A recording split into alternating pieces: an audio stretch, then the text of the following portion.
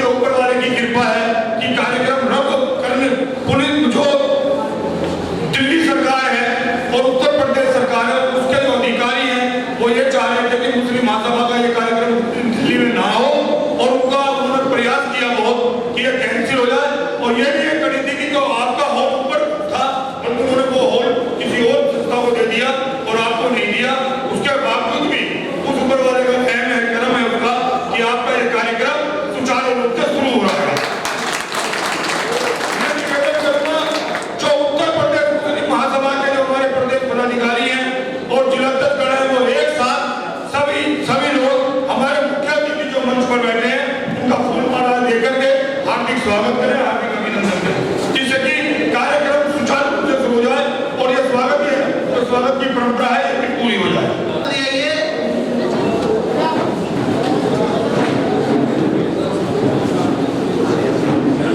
मुफ्ती फुरकान साहब आप हमारे बीच में हैं, आप सुनिए आप लोगों के क्या कहना चाहते हैं। मुफ्ती फुरकान साहब।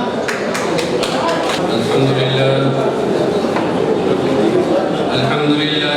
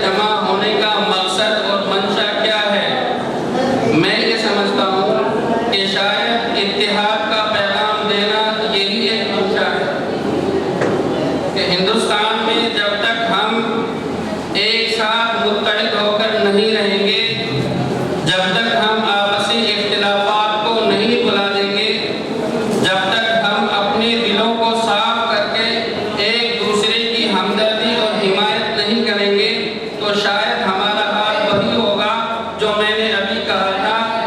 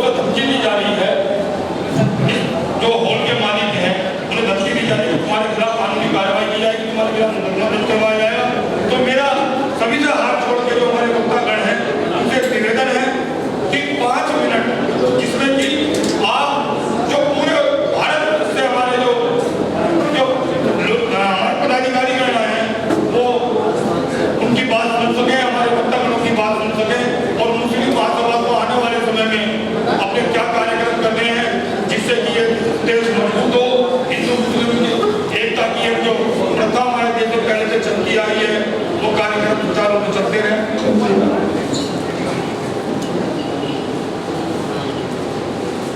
मैं निवेदन करूंगा श्री नावेद चौधरी जी से, जो नेशनल एड टीम के जो हमारे संस्थापक हैं, कृपया वो आए और मंच पर अपना स्थान ग्रहण करें। और मैं उनसे निवेदन करूंगा कृपया जो मुस्लिम महासभा के हमारे पूरे देश से, मध्य प्रदेश, राजस्थान, हरियाणा, उत्तर प्रदेश से जो आए हैं, कृपया जो मेरा निवेदन है अपने वक्तव्य सकी को कृपया आए और अपना संबोधन करें। आदरणीय श्री नावेद चौधरी।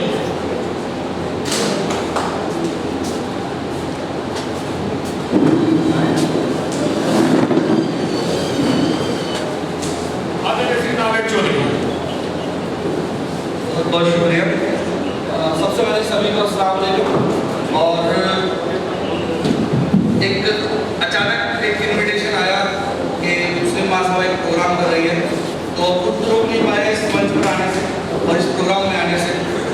और जिस तरह से हम लोग नेशनल अपनी मुस्लिम महासभा को बढ़ते हुए देख रहे हैं, तो इंशाल्लाह उम्मीद है कि अलग अलग राज्यों में और बड़ा परिवार इंशाल्लाह बनने वाला है आप लोगों का। और जिस खिदमत के जज्बे से आप जो काम कर रहे हो, तो ऐसा जज्बा मैं अल्लाह से दुआ करता हूँ, ऐसा जज्बा हम जैसे हमारे जैसे बहुत सारे लोगों को ये जज्बा दे। मैं बराबर फेसबुक के माध्यम से और तमाम चीज़ों के माध्यम से देखता रहता हूँ कि कभी मंदसौर टीम, कभी एमपी के अंदर कुछ और राज्यों में टीम बेहतरीन काम कर रही है और दिल खुश होता है देखकर और उनसे सीख मिलती है। जैसे कि मैं आपको एक छोटा सा एग्जाम्पल देता हूँ। पिछले दिनों लॉकडाउन के अंदर एक ऑक्सीजन को लेकर बड़ी मारामारी हुई, तो मेरे साथी यहाँ मौजूद हैं मंदसौर से। जिस टाइम पर वो एक मीटर जिसे बोला जाता है वो सिलेंडर पर मौजूद नहीं था और लोग परेशान थे, कोई 7,000 रुपये मांगता था, कोई 8,000 रुपये मांगता था, यहाँ तक कि ब्लैक 15,000 रुपये होती थी। तो मंदसौर टीम आपकी मैं बताना चाहता हूँ, बहुत कम लोग जानते होंगे, मुस्लिम महासभा की मंदसौर टीम ने एक ऐसा डिवाइस इजाद किया और करीबन मेरे ख्याल से अगर मैं गलत नहीं हूँ 4-5 हज़ार लोग उस डिवाइस को लगाने के बाद अपने घर से सफर गए। तो कि वो आदरणीय नावेद चौधरी जी का एक मोमेंटो देकर के उनका हार्दिक स्वागत करें। हमारी मुस्लिम महासभा की फरीद साहब।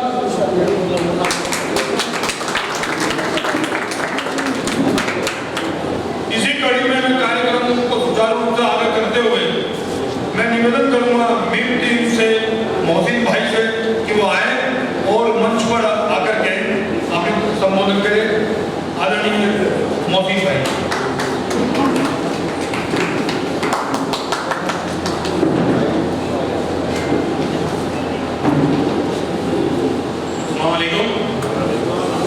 सबसे पहले तो मैं मुस्लिम महासभा का शुक्रिया अदा करना चाहूँगा कि उन लोगों ने एक शानदार प्रोग्राम जो है ऑर्गेनाइज किया है और यहाँ एक सभी लोगों की मैं हौसला अफजाई करना चाहूँगा जो अपना कीमती वक्त निकालकर यहाँ पर शामिल हुए हैं। मैं मीम टीम से जनरल सेक्रेटरी और हम कई सालों से लगातार खिदमत का काम कर रहे हैं जिस तरीके से मुस्लिम महासभा कर रही है। वक्त ज़्यादा ना होते हुए, क्योंकि हमारे पास मंच पर मेरे सभी भाई बैठे हुए हैं, ये भी अपने विचार व्यक्त करते हैं, तो वक्त ज़्यादा ना होते हुए मैं अपनी बात 2-3 मिनट में इंशाल्लाह खत्म कर दूंगा। जैसे कि मुस्लिम महासभा की पंच लाइन है, तालीम, तरक्की, तालीम, तिजारत और तंजीम।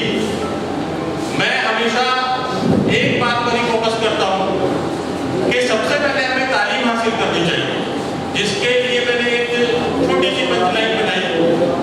मुस्लिमों की तरक्की के 3 मेयार: शिक्षा, राजनीति और व्यापार।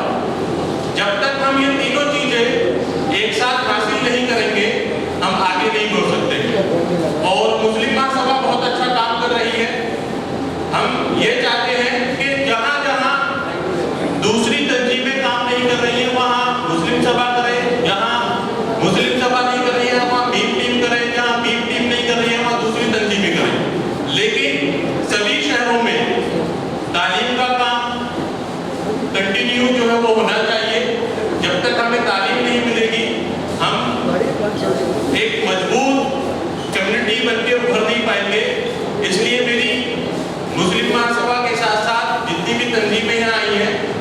से गुजारिश है कि वो अलग अलग जगहों पर तालीम का काम जो है वो शुरू करें।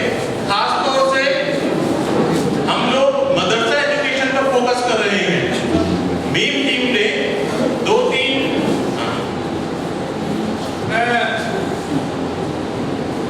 मुस्लिम महासभा के संरक्षक आदरणीय श्री इकबाल भाई साहब जी का मंच पर हार्दिक अभिनंदन करता हूं और उनसे निवेदन करता हूं कि कृपया वो अपना स्थान ग्रहण करें। मैं सभी से निवेदन करूंगा कि तालियां बजाकर कृपया उनका हार्दिक स्वागत करें। आदरणीय श्री इकबाल भाई साहब। मैं मुस्लिम महासभा के पूरे हिंदुस्तान से दूर से सभी भाइयों का बहनों का दिल से इस्तकबाल करता हूँ। हमें दुनियावी तालीम के साथ साथ दीनी तालीम की भी जरूरत है, जिसको मीम टीम बखूबी कर रही है। हम लोगों ने मस्जिदों में स्कूल एजुकेशन प्रोवाइड कराने का एक लक्ष्य रखा है, जिसमें हमने अभी तक माशाल्लाह 2-3 स्कूलों में, 2-3 मस्जिदों में और मदरसों में अभी तक स्कूल का निजाम जो है वो चलाया। आने वाले वक्त में हम जल्दी ही से तकरीबन 10 शहरों में शुरू करेंगे, यानी 10 का हमारा टारगेट है कि 10 मदरसों में हम हिंदी, इंग्लिश, मैथ, साइंस की जो है वो तालीम देंगे। अभी इसी महीने में 15 तारीख के आसपास हम लोग एक इंस्टीट्यूट खोल रहे हैं, जिसमें हम मुस्लिम नौजवान को SSC की तैयारी और बैंक की तैयारी, जितनी भी कंपटीशन है ग्रेजुएशन लेवल के, उनकी तैयारी करवाने का हम लोगों ने अभी ये प्रयत्न किया है और इंशाल्लाह 15 तारीख से ट्रेनिंग शुरू होगी। उसमें हम चाहेंगे कि इमरान भाई ने तशरीफ लेकर आए, क्योंकि हम वो गाजियाबाद से ही शुरू कर रहे हैं। इमरान भाई मेरे पड़ोसी भी हैं और तंजीम शुरू होने से पहले हमारे दोस्त भी हैं, बड़े भाई भी हैं। मैं उनसे गुजारिश करूंगा कि वो हमारे प्रोग्राम में इंशाल्लाह इनवाइट करेंगे, आप आएँ और आगे हम लोग मिलकर काम करेंगे इंशाल्लाह। किसी भी तरीके का कोई भी काम है, तालीम का हो या फिर किसी भी तरीके का काम है, हम लोग मिलकर काम करेंगे। मैं निवेदन करूंगा हमारे जो मुस्लिम महासभा के संरक्षक हैं इकबाल भाई साहब से कि वो आदरणीय मोहसिन भाई का एक शील्ड लेकर के उनका हार्दिक स्वागत करें। दरअसल कोई भी टीम अगर कामयाब होती है तो वो अकेले दम पर नहीं होती है, पूरी एक टीम का जो है वो उसके पीछे मेहनत होती है। तो मैं चाहूँगा कि भी मेरी टीम के जो लोग आए हुए बैठे हैं, क्योंकि वही असली हकदार है। जिस तरीके से इमरान भाई की पूरी टीम है वो काम करती है, वो असली हकदार है। तो मैं चाहूँगा भाई टीम के लोग जो है वो आए और उस इनके जो हमें जो सम्मान मिल रहा है उसको ग्रहण करें। आ जाइए फरमान भाई, आ जाइए आप। कोई भी संस्था हो या कोई भी पार्टी हो या कोई भी परिवार हो, परिवार में भी सभी लोग जब काम करते हैं तभी वो परिवार सफल होता है, तभी वो कार्यक्रम सफल होता है। अतिथि आदरणीय मेजर हिमांशु साहब भी हमारे बीच में उपस्थित हैं। मैं उनसे भी निवेदन करूंगा कि वो मंच पर आए और अपना स्थान ग्रहण करें। आदरणीय हिमांशु मेजर हिमांशु जी, मैं निवेदन करूंगा हमारे बीच में किसान नेता, हमारे बीच में किसान नेता जो समय समय पर पश्चिम उत्तर प्रदेश नहीं, उत्तर प्रदेश और दिल्ली के जो किसानों की आवाज अपने पार्टी के माध्यम से, मुस्लिम महासभा के माध्यम से और अपने किसानों के माध्यम से वो बीच बीच में किसानों की लड़ाई लड़ते रहते आते हैं। यतेंद्र कसाना जी, मैं उनसे भी निवेदन करूंगा कि कृपया वो आए और मंच पर अपना स्थान ग्रहण करें। मैं सभी से निवेदन करूंगा कि तालियां बजाकर उनका हार्दिक स्वागत करें। आदरणीय यतेंद्र कसाना जी।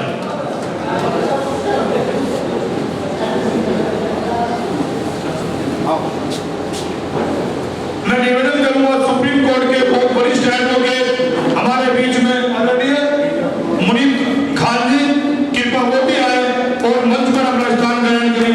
आदरणीय वकील साहब जो सुप्रीम कोर्ट के हमारे बहुत सीनियर वकील हैं, आदरणीय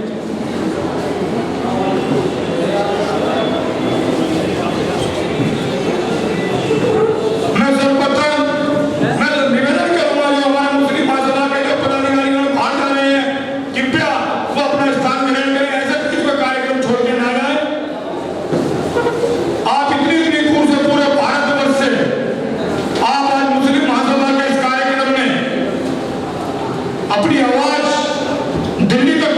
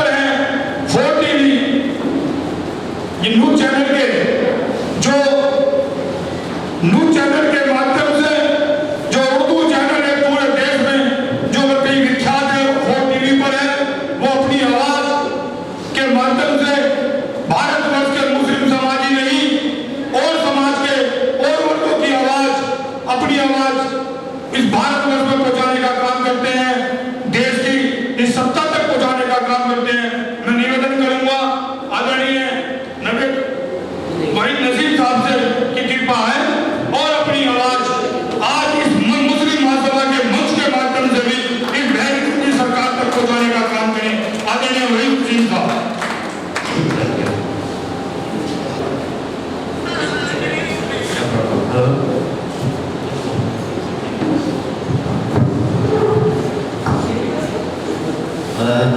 तमाम मेरे ख्याल से काफ़ी दुनिया भर से यहाँ पर आए और इमरान भाई ने अच्छी कोशिश की है मुस्लिम महासभा, हालांकि टाइटल तालीम, तंजीम, तरक्की, इजाद बहुत बड़े गोल रखे गए।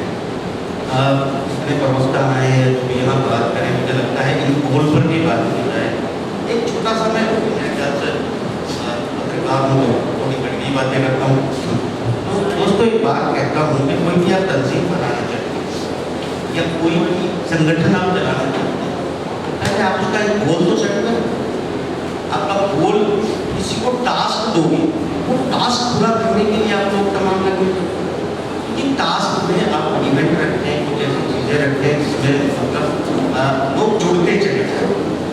अगर हम सिर्फ मिल्लत के नाम पे जुड़ेंगे, मुस्लिम के नाम पे जुड़ेंगे, ये पिछले मेरे ख्याल से 1400 साल से हो रहा है। आप देख रहे होंगे मुस्लिम देश भी आपको मिल रहे हैं, छोड़ दीजिए हिंदुस्तान की तो बात। एक आपने शोर सुना होगा बहुत सारा, लगे इमरान भाई और उनके परिवार बाकायदा अपनी कोशिश कर रहे हैं। रोल मॉडल था इस कौम के लिए, तालीम, तरक्की, तिजारत, तो जिसपे वो बहुत ज़्यादा ध्यान भी दिया करते थे। और देखिए जो उनका ख्वाब था उसे आगे बढ़ाइए, सबसे पहले तालीम के शोबे में आगे आइए और एबल लीडरशिप पैदा कीजिए। लीडरशिप में बहुत बात होती है कि मुस्लिम लीडरशिप नहीं है, मुस्लिम लीडरशिप आपके बीच कभी रही नहीं। माफ कीजिएगा, मौलाना आजाद के इंतकाल के बाद हिंदुस्तान में मुस्लिम पार्टियों में मुस्लिम लीडर थे, मुसलमानों का लीडर कोई नहीं था।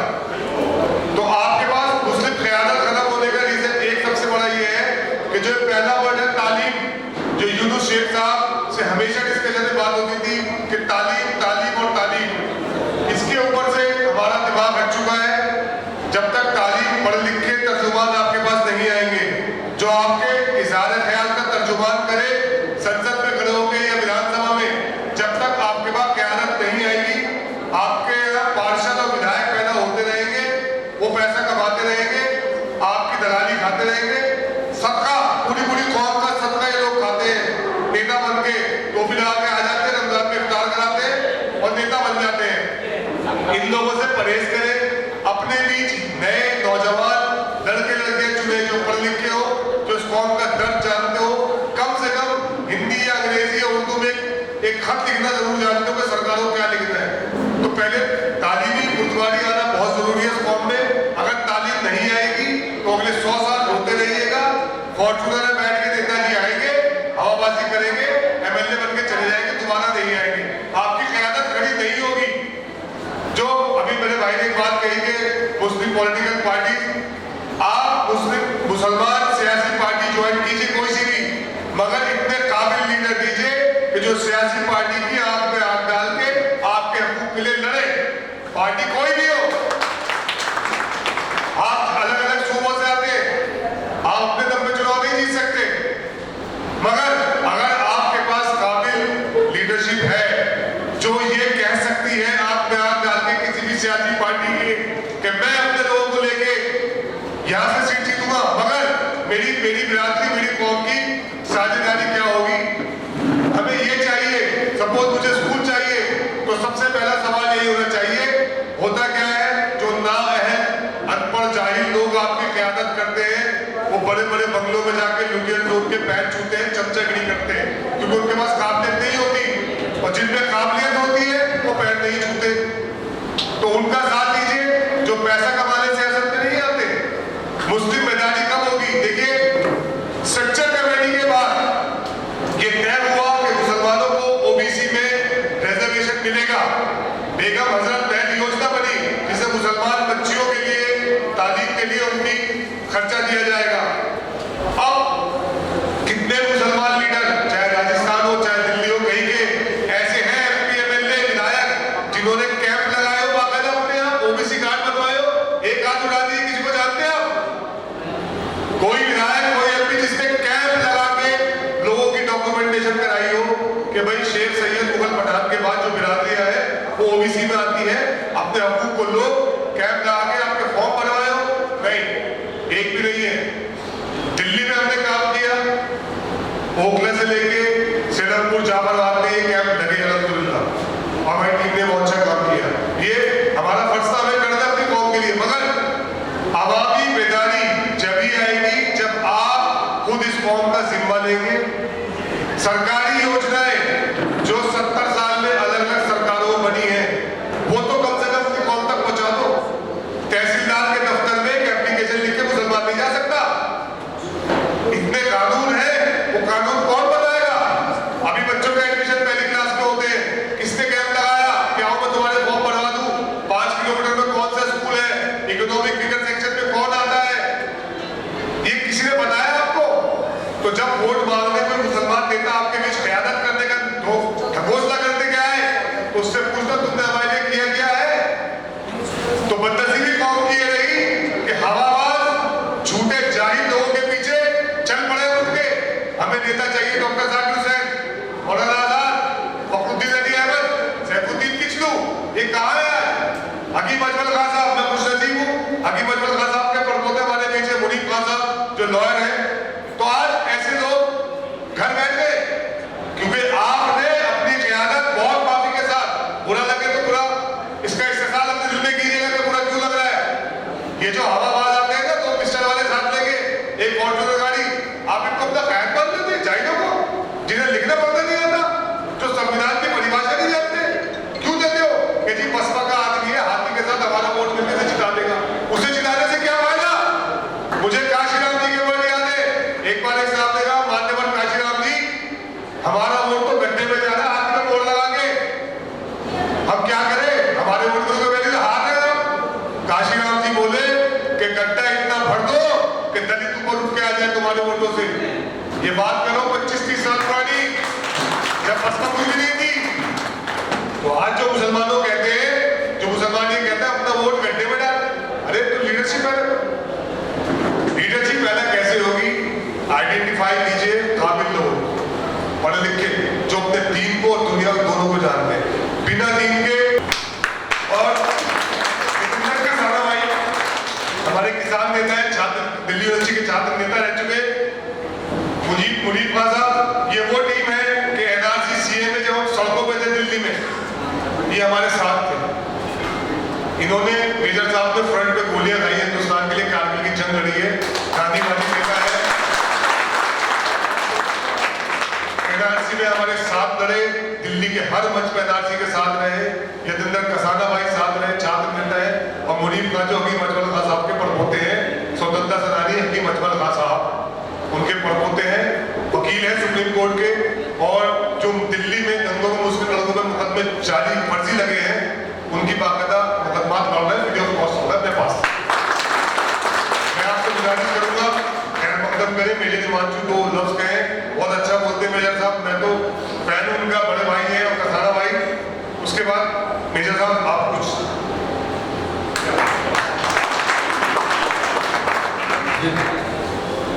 दानिश भाई, 2 लफ्ज तो जय हिंद होते हैं फौज के, और अपने आप में काफी होते हैं। जनाब सदर साहब, मौजूद हाज़रीन, बुजुर्गवार, आदि आबादी की नुमाइंदगी कर रही बहनें, साथियों और दोस्तों,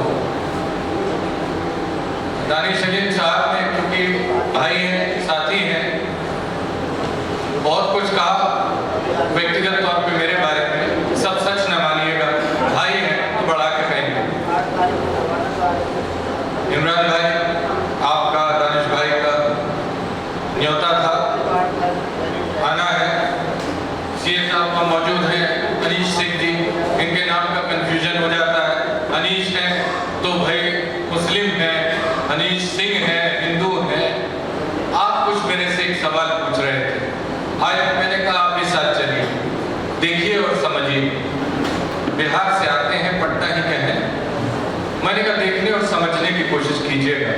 CANRC का वो मसला था और बहुत बड़ा आंदोलन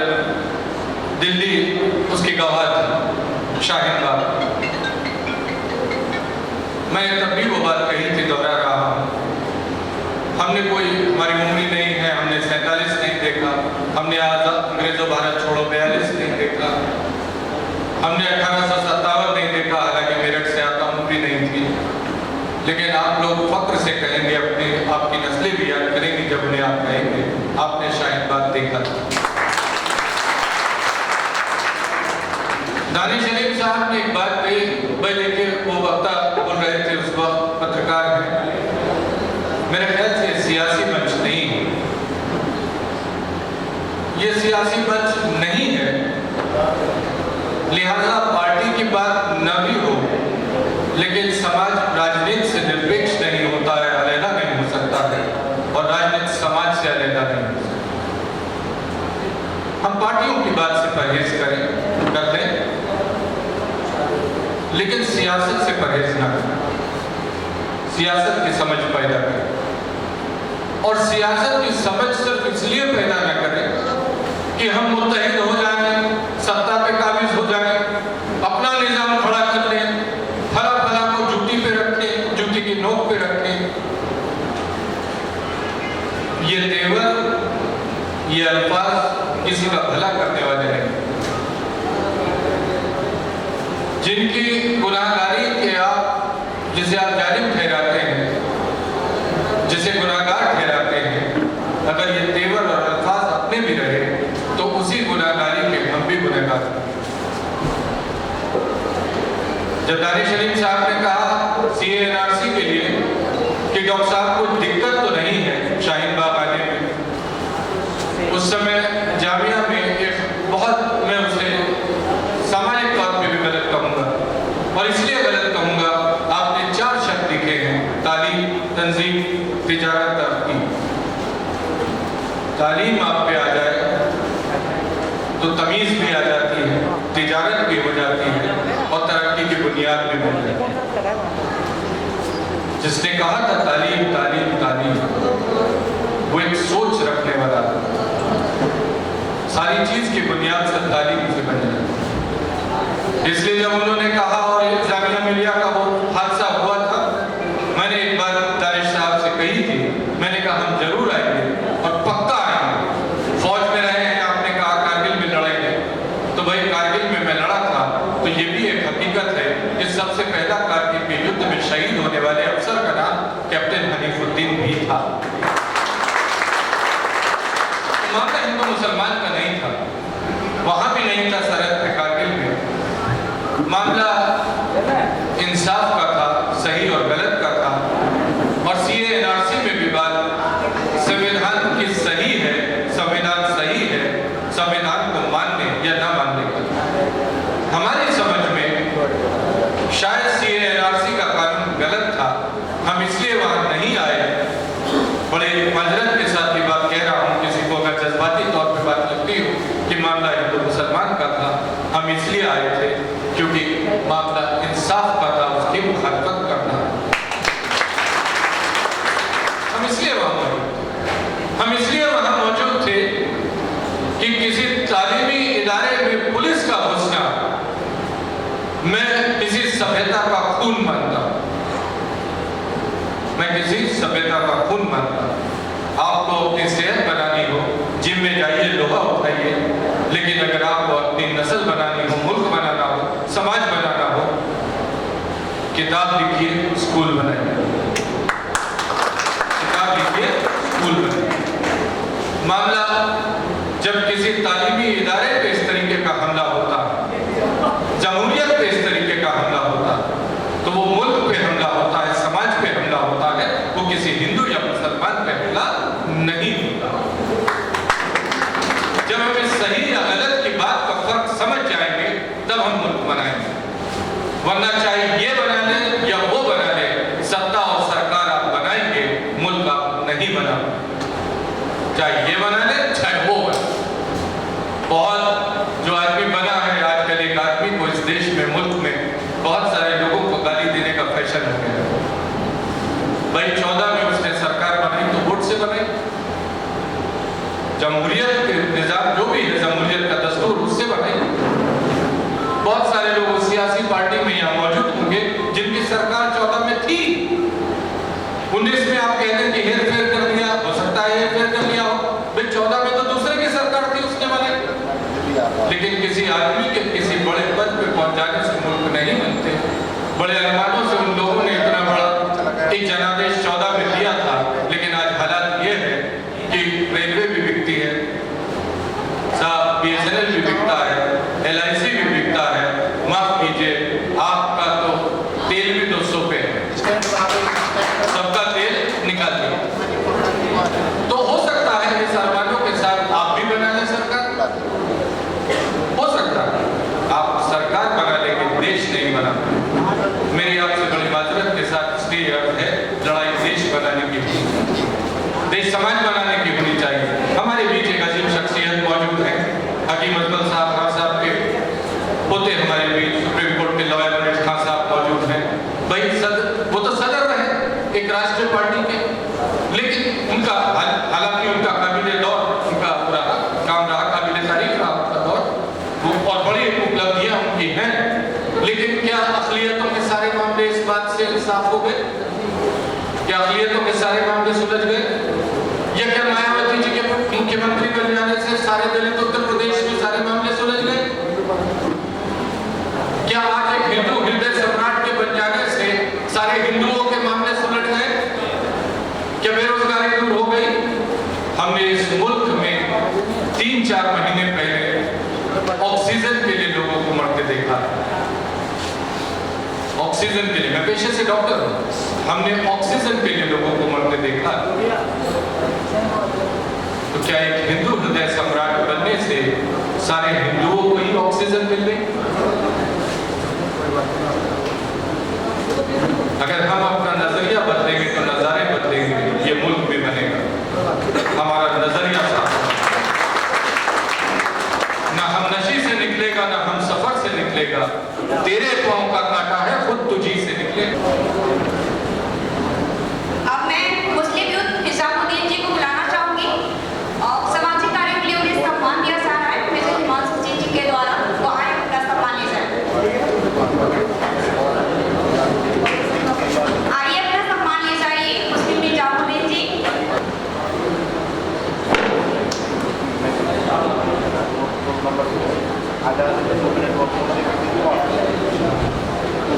टीम हिंडल बिहार आगे आए और अपना सम्मान ले जाए। हैदर अली से आइए और अपना सम्मान ले जाइए। हैदर अली से आए और अपना सम्मान ले जाए।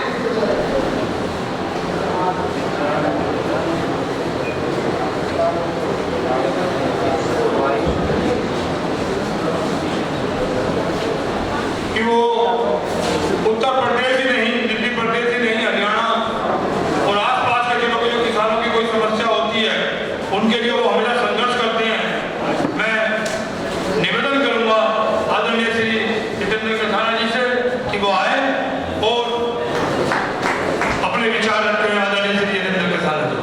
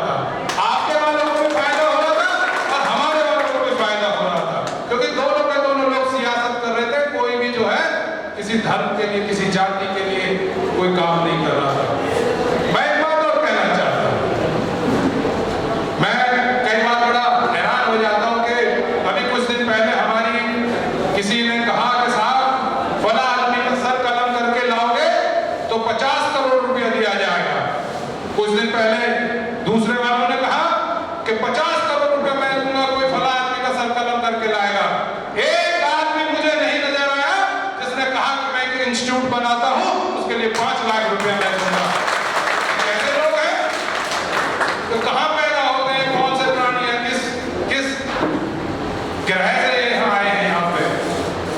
एक बहुत इमोशनल बात आप समझने की कोशिश करें। जब हमारे यहाँ दिवाली बनती है तो उसके लिए मुसलमान इस देश को मनाते हैं। जब ईद मनाई जाती है तो ईद की सेवैयां मिठाई जो होती है वो हमारे हिंदू भाई बनाते हैं। हम उस देश में पैदा हुए हैं जहाँ रक्षाबंधन भाई और बहन दोनों जातियों के समाज के लोग मिलकर बनाते हैं। एक लड़की है, मैं नाम लेता हूँ, उसका फिजा है, मेरी छोटी बहन है। आज वो हिंदुस्तान में गई है, अमेरिका में रहकर वो अपना काम कर रही है, लेकिन उसकी राखी हर बात होती है। हम लोग वहां पैदा हुए हैं, हम उस देश की पैदाइश है। पार्टी के जो लोग आए हुए उन्हें संबोधित करें। आदरणीय श्री बाटले वाला जी।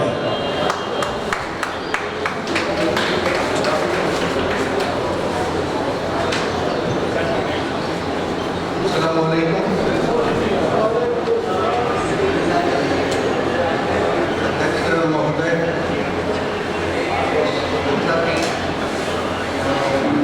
महासभा के अध्यक्ष इमरान खान साहब, मंच पर बैठे हुए सभी साथी, सामने बैठे हुए युवा भाई और बहनें, दोस्तों, वक्त की मजबूरी है, बहुत सारे लोगों को इसलिए मैं बहुत बातें आपके सामने नहीं कर सकूंगा। मेरी बातें सुनी है या मुझसे बात करना है तो मेरे व्हाट्सएप नंबर आपके पास होंगे तो तमाम मैसेज वगैरह आप लोगों को मिलती जाएगी, लिंक मिलती जाएगी। हमारी जो मुहिम चलाई जा रही है उसके मैसेज मिलते जाएंगे, बड़ी आसानी से आपको देखने और समझने को मिल जाएगा। हमारा नंबर है 9029341773। दोस्तों, मेरा नाम इस्माइल पाटली वाला है। हम नेशनल लेवल पर इतिहाद मुहिम की कोशिश में है, इतिहाद मुहिम चला रहे हैं। तो उसी निस्बत में दिल्ली का दौरा हुआ है तो आपके सामने मुस्लिम हेलो, एक गाड़ी DL 7CQ 4433 गेट पर खड़ी हुई है, जरा वो हटा लीजिए क्योंकि पुलिस साहब आए हुए हैं उस गाड़ी के लिए। अब जिस किसी महाशय की वो गाड़ी है, जल्दी वहां से आप हटा दीजिए। मुस्लिम महासभा के पदाधिकारी जो लोग हैं उनका मैं ध्यान चाहूँगा देश से आए हुए लोगों को, उसमें मैं कुछ सुझाव देना चाह रहा हूँ आप लोगों को। ये मुस्लिम महासभा जो है ये सोशल ऑर्गेनाइजेशन है। मैं यहाँ बैठा हूँ, यहाँ कुछ पॉलिटिकल पार्टियों का भी नाम लिया गया। मैं सुझाव देता हूँ कि इस मंच से पॉलिटिकल पार्टियों के नफे नुकसान आगे गिरने की कोशिश ना करें, वरना ये महासभा दूर तक नहीं चल पाए। क्योंकि लफ्ज़ मुस्लिम लगा है, मुस्लिम महासभा है, तो मैं किसी पार्टी का भी मेंबर हो सकता हूँ, लेकिन यहाँ पे लेकिन जब अगर मेरी पार्टी का या किसी की पार्टी का भी वहाँ अगर अपमान किया जाता होगा या कोई किसी पार्टी का अपनी प्रशंसा करता होगा तो मैं समझता हूँ कि अगली सभा में मैं नहीं हूँ। दूसरी चीज ये है कि ये 2 साल अधिवेशन है। गौर करिए जनाब, आपके काम की बात कर रहा हूँ, मैं भाषण करने नहीं आया। दूसरा सुझाव ये है कि ये दूसरे साल का अधिवेशन है। इस अधिवेशन में आपको देश भर से आए हुए लोगों के मसले सुनने चाहिए। जनरल तकरीरें, जनरल भाषण से ये ठीक नहीं है। आपको बात है जिले जिले में क्या दिक्कतें हैं, बड़ा जिला का अध्यक्ष है, बुलाइए भाई, तुम्हारे जिले में कोई प्रॉब्लम तुम्हें खड़ा कर रहा है क्या? पुलिस प्रशासन या सरकारी प्रशासन या लोकल लीडर से, किसी पार्टी का लीडर से तुम्हें दिक्कत खड़ी कर रहा है क्या? अगर वो कर रहा है तो उसका इलाज ढूंढिए और उसका इलाज पहुंचाने की कोशिश करिए। अगर उसकी कोई गलती है, वो नहीं समझ पा रहा है, तो गाइड करिए उसको। कश्मीर से कन्याकुमारी तक भाषण कर ना करके, ये मेरा सुझाव है, ये मेरी गुजारिश है।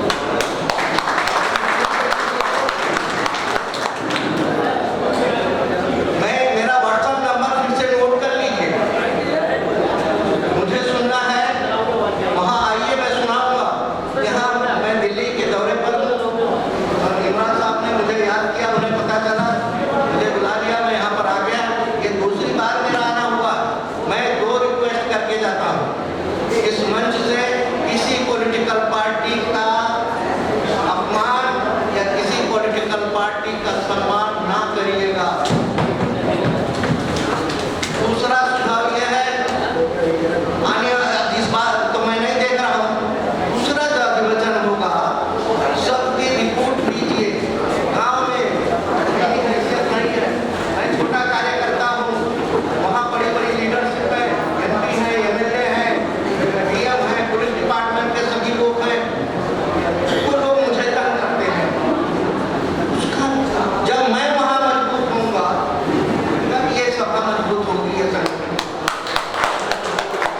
इसलिए अगला अधिवेशन भाषणबाजी से मुक्त होकर के सिर्फ रिपोर्ट कीजिए। तेरे गांव में तुझे तकलीफ है क्या, उसका इलाज होना जाए, उसके गांव की तकलीफ है क्या, उसका इलाज होना जाए, सुझाव दिया जाए। मैं समझता हूँ ये मुस्लिम महासभा बहुत ही स्पीड के साथ पनपने लगता है। इमरान साहब, आपका ध्यान चाहता हूँ, दोबारा मुझे आपने बुलाया गया है, मैं आपके कोर टीम के साथ बैठना चाहता हूँ। अभी मैं सफर में हूँ और कल सुबह इब्राहिम साहब के यहाँ मीटिंग है गाजियाबाद में, शायद मैं आपको कहूँगा आप भी आइएगा, शायद होंगे भी।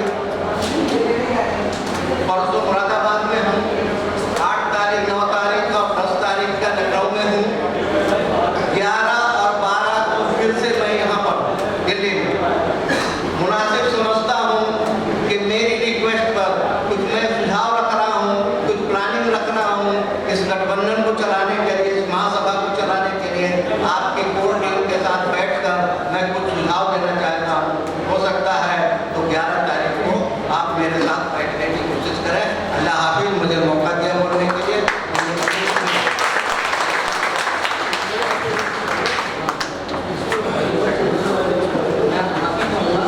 लेकिन इसकी जानकारी मुझे आप लोगों को नहीं पता होगी कि जितने भी हमारे ये प्रोग्राम हैं, ये जो प्रोग्राम है इसके बाद, यानी कि हमारा प्रोग्राम था 5 बजे तक, 5 बजे के बाद समीक्षा बैठक की जाएगी, जिसमें सभी प्रदेश के लोगों को बैठ के बातचीत की जाएगी। अभी जो 5 बजे से पहले का जो प्रोग्राम था, वो जितने भी चीफ गेस्ट हैं या जो बाहर से जो गेस्ट आए हैं, पहले उनको कर ली जाए और उसके बाद 5 बजे समीक्षा बैठक होगी, जिसमें प्रदेश लेवल के, जिले लेवल के क्या क्या दिक्कतें हैं, क्या क्या नहीं है, वो सब सुनी जाएगी, डिस्कस किया जाएगा और उस पर क्या अगली कार्रवाई की जाएगी, उसकी रणनीति बनाई जाएगी।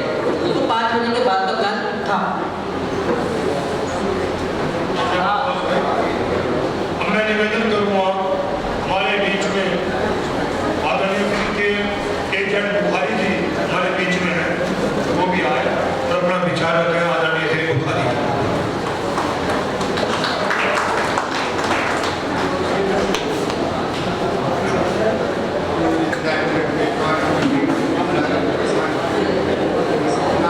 सही करो भाई।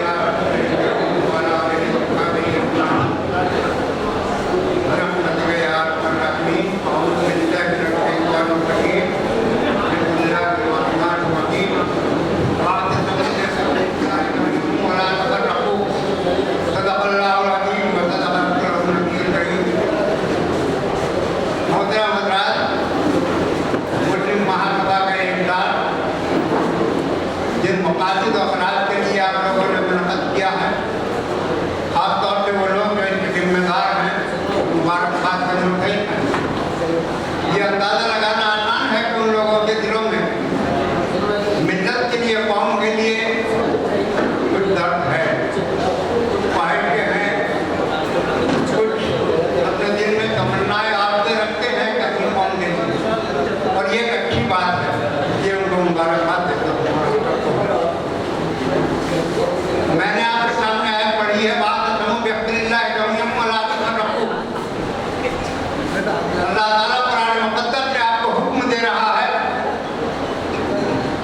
अल्लाह की रस्सी को मजबूती से पकड़ लो और मुत्तहिद हो जाओ और आपस में फिरके मत बनाओ। आज हिंदुस्तान की आजादी के बाद से आज तक हजारों मसाइल हमारे सामने हैं और हजारों मसाइल पैदा होकर के खत्म हो चुके हैं और हजारों मसाइल मुंह बड़े पड़े हुए हैं, लेकिन इस कौम के साथ इतिहास तो नहीं है। इस कौम की सियासी क़यादत क्यों नहीं है? इस कौम की मजहबी क़यादत एक जगह क्यों नहीं है?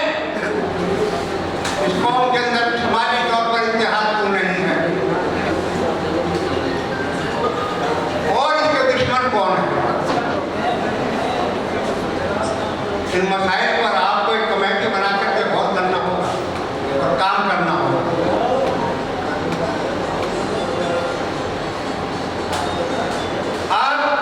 तो अल्लाह ताला कुरान में कह रहा है कि फिरके मत बनाओ और आप फिरके बना रहे हैं। ये भी कातिल, वो भी कातिल, ये भी दुश्मन, ये भी दुश्मन, ये भी ऐसा, ये भी वैसा। कौन रह गया फिर बचा हुआ?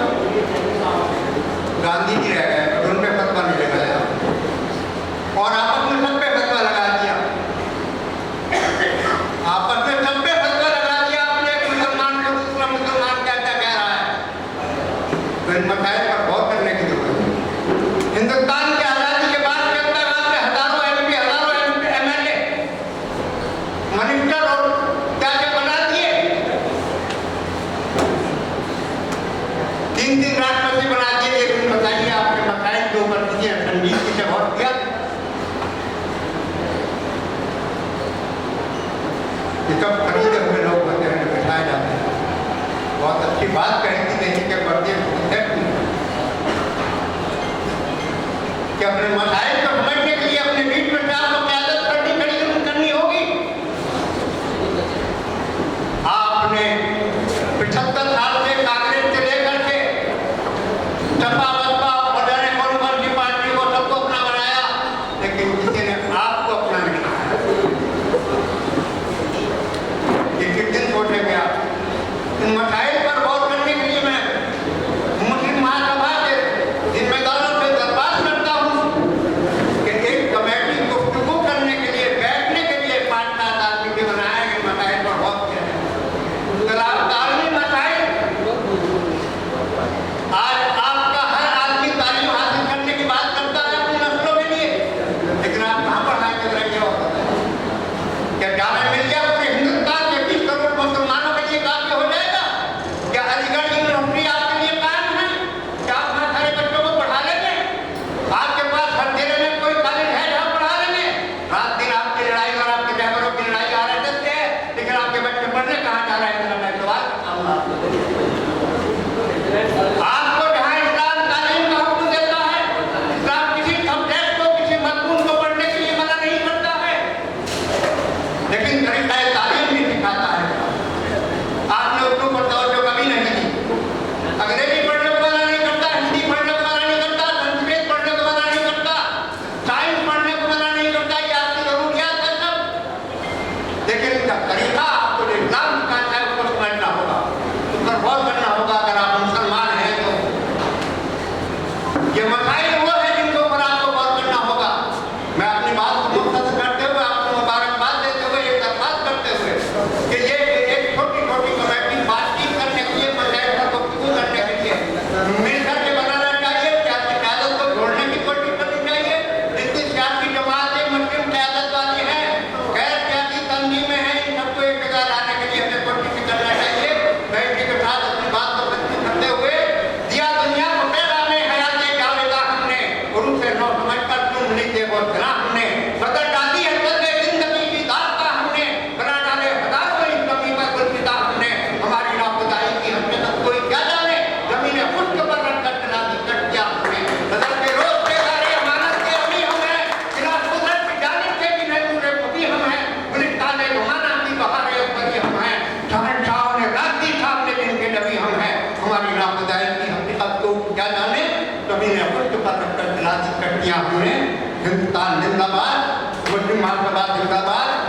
बिहार जिंदाबाद।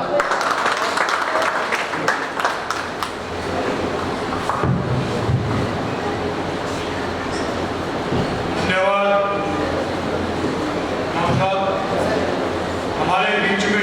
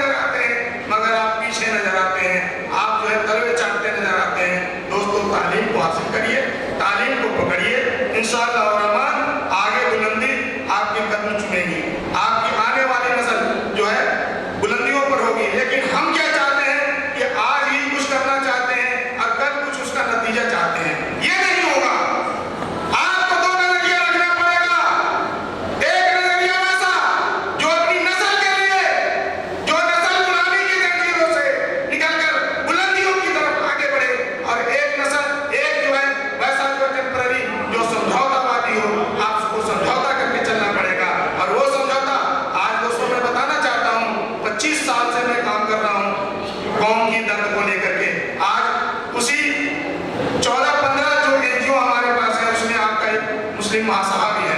हमारे पास 8 छोटी छोटी पार्टियां हैं, जिनको इन सारी चीजों को लेकर मैंने नेशनल फ्रंट ऑफ इंडिया बनाई है और उसको लेकर हम चल रहे हैं। लेकिन हिकमत के बतौर जज्बात में आकर के नहीं, जज्बाती होइए कुछ ले जाएंगे, जज्बाती बनेंगे कुछ ले जाएंगे। ये आने वाले दिनों में अभी और भी 2-4 साल में हालात बद से बदतर होगा। इसलिए संभल जाओ, तालीम हासिल करो, अपने बच्चों को तालीम दो और हिकमत अमली से आप काम लीजिए। थैंक यू, धन्यवाद।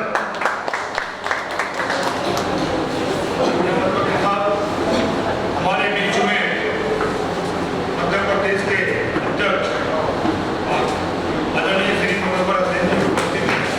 उनका मैं हार्दिक स्वागत करता हूँ, उनसे निवेदन करता हूँ अपने विचार रखते हुए मनोबल दें। अस्सलाम वालेकुम। जय हिंद साथियों। हमारे बीच में जो खुसूसी मेहमान हैं और मैं सबसे पहले वरुण मिलूर शेख साहब और कलीम साहब को खराज अक़ीदत पेश करता हूँ। और जो हमारा मुस्लिम महासभा का जो 4 टीओ वाला मैटर है, तालीम, तंजीम, तिजारत और तरक्की, इस कोरोना काल में तालीम तो बिल्कुल जीरो पे ला दी है और जिससे तरक्की भी रुक गई है, तंजीम हमारी बाकी है और तिजारत हम कर नहीं पा रहे हैं। ज़मीनी हालात ये हैं हर इंसान के, चाहे वो गांव में रहता हो या शहर में रहता हो, तिजारत उसकी टोटल खत्म हो चुकी है और तालीम घर घर की खत्म हो चुकी है। जिस तरीके से ये ऑनलाइन तालीम चल रही है, इससे जो क्लास के अंदर टॉपर बच्चे रहते थे वो तो ऑनलाइन क्लासेस से अभी अपनी जगह टिके हुए हैं, लेकिन जो मीडियम रहते थे वो बैक बेंचर रहते थे, उनकी पढ़ाई टोटल खत्म हो चुकी है। तो हमें मुस्लिम महासभा को खासतौर से अपने अपने क्षेत्रों में ये ध्यान देना है कि जो बच्चों के स्कूलों से लोगों ने फीस की वजह से उठा लिया, हम उनको कैसे सर्वाइव कराएं, उन बच्चों को किस तरीके से हम इकट्ठा करें और फ्री के अंदर उनको पढ़ाई कराएं। और हम ये बताएं कि आपने ठीक है 4वीं 5वीं 6ठी क्लास से बच्चों को उठा लिया है तो आप बेफिक्र रहिए, आप डायरेक्ट उनको 7th का 8th का एग्जाम दिलाइए, क्योंकि ट्यूशन देके 8वें का या 10वें का एग्जाम दिला के अपन उनको एकदम से जम करा सकते हैं। तो हमारे प्रैक्टिकल हमें ये काम करना पड़ेगा। जहाँ तक रही बात खिदमत की, तो आप सब लोगों ने ये सोचा होगा जब एक दूसरा जो लहर आई कोरोना की, कि इसके अंदर जो हालात बने, इससे ऐसा लग रहा था कि पूरी दुनिया उलट पुलट हो गई और अब हमारा हिंदुस्तान जो इस कोरोना से निकलेगा तो एक अलग ही हिंदुस्तान होगा। तो उसके अंदर हमारे मिल्लत के लोगों ने जो लोगों के अंदर मैसेज दिए, जिनके घरों के अंदर उनके रिश्तेदार उनकी डेड बॉडियों को उठाना नहीं चाहते थे, उनके रिश्तेदार नहीं जाते थे, हमारे लोग गए, उनका अंतिम संस्कार किया। ये हर शहर की बात बता रहा हूँ मैं आपको, एक शहर में नहीं है। इसी तरीके से जिस लोगों ने ये देखा कि हालात ऐसे हो गए कि लोगों ने लाशों को तालाबों में फेंका, नदियों में बहाया, आखिर मतलब ऐसा हालात कि इंसानियत इतनी शर्मसार हो गई। लेकिन अब क्या हुआ, हमारी हिम्मतें सब बेकार हो गई। हमने सोचा था कि तो दूसरे देश बन जाएंगे, भारत हमारा मोहब्बत वाला देश कहलाएगा, लेकिन फिर एक दिन से फिर करवट ली। अब फिर इस तरीके से फिर जहर खुला हुआ है। अब हम ये कहें कि तालीम, मैं कहता हूँ कि तालीम के अंदर आपने इंग्लिश का एग्जाम्पल है कि experience is not written in the book, it is in practice.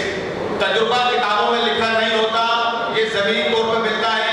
मैं लायंस क्लब के ग्रुप से भी जुड़ा हुआ हूँ, वहाँ पे एक से बढ़ के एक एजुकेटेड लोग हैं, लेकिन इतना जहर भर चुका है उनके दिमागों के अंदर कि ऐसी फेक पोस्टें करते हैं।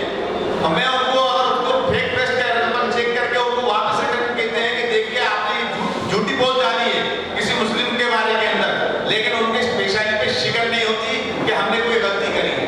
मतलब आप ये सोचिए कि हम पढ़ा लिखा इंसान, तालीम ऐसे नहीं देना हमें हमारे बच्चों को तालीम ऐसी देना है, किताबी तालीम के साथ साथ प्रैक्टिकल तालीम भी देना है कि हमारी इंसानियत किस तरीके से जिंदा रहे। और हमें ये बताना है लोगों को कि खाली किताबी कीड़ा नहीं बनना हमें। तालीम सही मायनों में इंसान को तभी मिलती है जब वो किताब के साथ साथ जिंदगी के जो फलसफे हैं उनको सीखे। अब हमें स्पॉक लिंचिंग हुई या जिस तरीके से हेट स्पीचें हो रही हैं, इससे कैसे सामना करना है। हम लोग कोशिश करते हैं कि आवेदन बनाएं, एसडीएम को दें, कलेक्टर को दें, आईजी को दें, डीआईजी को दें, लेकिन वो एक सिर्फ काफी खाना पूर्ति हो जाती है जो हमारे पास मौजूद है। इसकी लड़ाई हम आगे कैसे लड़ें भाई? इस जहर को हम कैसे कम कर सकते हैं? ये हमको मिल बांट कर सोचना पड़ेगा। जहर को जहर से नहीं मारा जा सकता, ये अच्छी तरीके से आप समझ लीजिए। जहर को जहर से नहीं मारा जा सकता।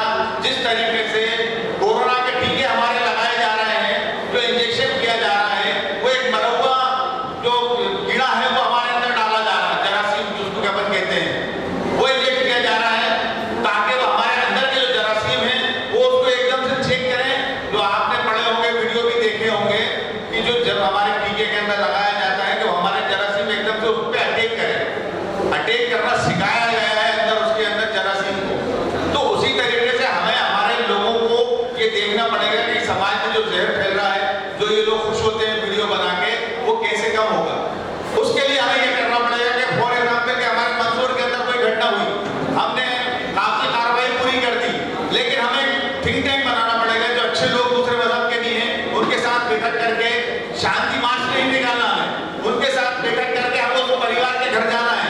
जिसके लड़के ने ये हरकत करी है, हमें उससे पूछना है कि तू बताइए इस्लाम के बारे में तेरे पास क्या अलग ज़हनियत है। हमें हमारे ऐसे मौलानाओं को लेना है कि ऐसे बगैर आप ये सोचे कि दाढ़ी टोपी वाले मौलाना होता है, जो पढ़े लिखे ऐसे एजुकेटेड लोग भी होते हैं क्लीन शेव, जो दीन की एक से बढ़ के एक बात जानते हैं। ऐसे लोगों को हम साथ लेके उनके घरों में जाएं और उनसे पूछें कि आपके अंदर ये जहर क्यों भरा हुआ है, आप क्या ऐसी नफरत क्यों करते हो कि गरीब परिवार वाले को या गरीब दाढ़ी किसी को दाढ़ी टोपी वाले को मार के आप ये देश के नाम कहलवा रहा हो या कोई भी गाली पकड़ा हो, वीडियो वायरल कर रहा हो, उससे क्या मिल रहा है? तो हमें उनको समझाना पड़ेगा। अगर इस तरीके से हम धीरे धीरे लोगों को समझा पाए तो यही हमारी सबसे बड़ी जीत होगी। रही मुस्लिम महासभा की मध्य प्रदेश के, उन पर ध्यान देना है और हमारे संगठन को सबसे ज्यादा मजबूत करना है। और कहीं आप ये कहें कि हम मुस्लिम महासभा के नाम से कुछ लोग डरते नहीं कि हिंदू महासभा, मुस्लिम महासभा, उनसे कहने के लिए आप ये कह सकते हैं कि कायस्थ महासभा भी है, ब्राह्मण महासभा भी है, जेएनयू की महासभा भी है, बहुत सारी महासभाएं हैं, एक महासभा ये नहीं है। और अल्हम्दुलिल्लाह हमारे मुस्लिम महासभा का नाम ऐसा चल रहा है, उनको मालूम है कि ये सांप्रदायिक संगठन नहीं है, नाम भले महासभा है। कुछ लोग ये समझते हैं कि ये आरएसएस की भी टीम है मुस्लिम महासभा। कई जगह पे ऐसे कमेंट करने को भी लोग सोशल मीडिया में सागर भाई ने देखे हैं कि भाई ये मुस्लिम महासभा आरएसएस की टीम है, तो उनको ये भी मालूम है कि आरएसएस की टीम नहीं है। तो दूसरी बात, हर पॉलिटिकल जो महासभा के लिए काम कर रहे हैं, आज के द्वितीय अधिवेशन, राष्ट्रीय अधिवेशन दिल्ली में स्टेज पर आज के कार्यक्रम की अध्यक्षता कर रहे हैं फरी न्यूज से जनाब राष्ट्रीय अध्यक्ष इमरान साहब, हमारे संरक्षक वहीद साहब, मध्य प्रदेश के प्रदेश अध्यक्ष, और हमारे एनडी गांधी साहब, जफर साहब, कोर कमेटी के मुस्तकीम मदरानी साहब, हमारे नदुल साहब, और भी हमारे जो पदाधिकारी हैं, जिले से आए हुए हैं, प्रदेश से आए हुए प्रदेश अध्यक्ष, तमाम में नाम नहीं जानता हूँ, और जिला अध्यक्ष, ब्लॉक अध्यक्ष, तमाम हजरात का इस मंच से आपका इस्तेमाल। उनकी दुआ की जाएगी, उसके बाद हमारा कार्यक्रम शुरू होगा। ये जो खड़े हैं मेरे साथी, उनको गुजारिश है काम बढ़ जाए, अदब और एहतराम।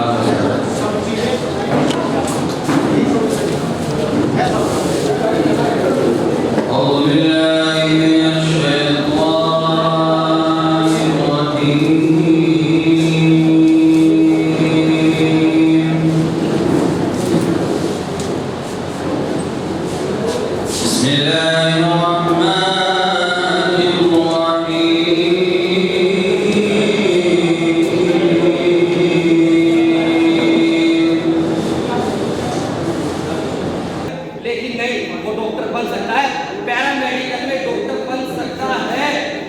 पैरामेडिकल इंस्टीट्यूट हमने शुरुआत कर दी है गाजियाबाद से। हर एक जिले में, हर एक गांव में, हर एक कस्बे में अपने कोऑर्डिनेटर की यहाँ पर, हर एक कोऑर्डिनेटर की यहाँ पर, हर एक जिले में, हर एक कस्बे में, हर एक गांव में हम अपने कोऑर्डिनेटर बनाएंगे। और जमीनी स्तर से इंशाल्लाह मुस्लिम महासभा अब तक कहा है, लेकिन अब करके दिखाएंगे। एक ही बच्चा अगर आपके गांव में बेरोजगार घूम रहा है, उसकी लिस्ट बनाइए, हमारे पास भेज दीजिए, पढ़ना चाहता है उसे पढ़ाएंगे, रोजगार चाहता है रोजगार दिलाएंगे, लेकिन जमीन स्तर से आपको यहाँ बैठकर सबको जिम्मेदारी लेनी पड़ेगी कि मेरे वार्ड के 50 बच्चे बेरोजगार हैं जी, उन्हें रोजगार दिलाइए। इंशाल्लाह हम और हम मुस्लिम महासभा सब मिल के और साथ मिलकर रोजगार दिलाएंगे। कहने से कुछ नहीं होने वाला।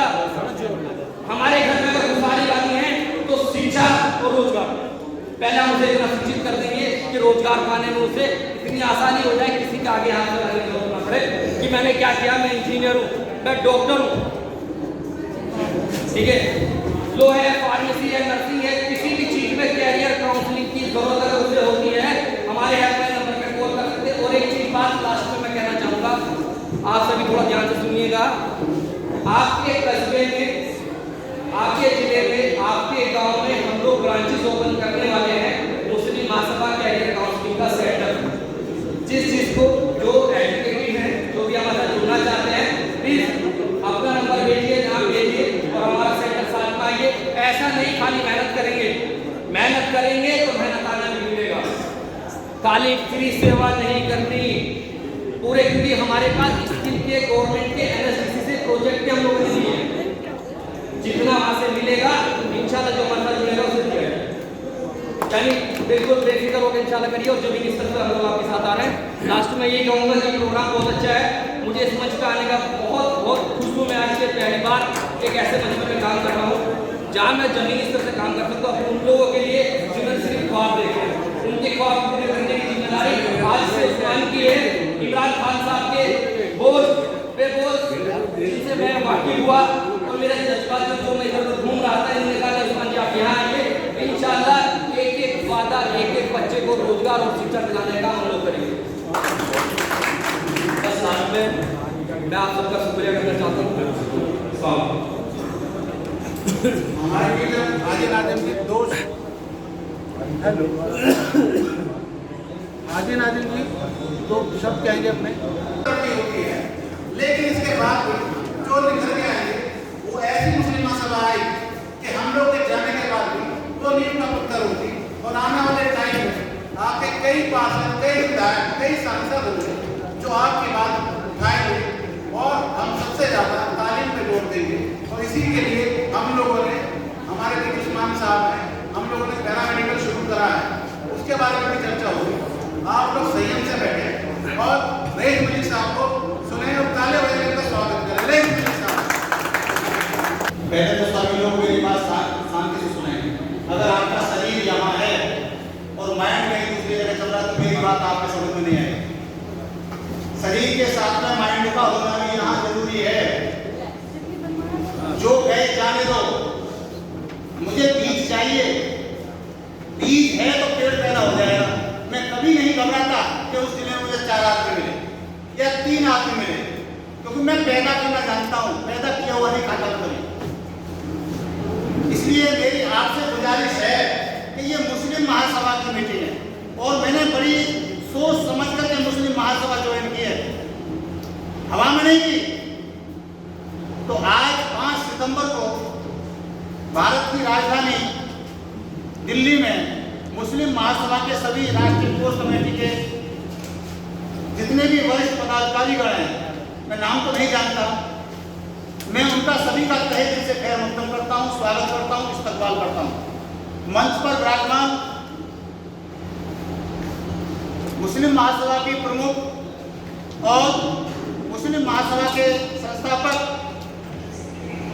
माननीय यूसुफ शेख साहब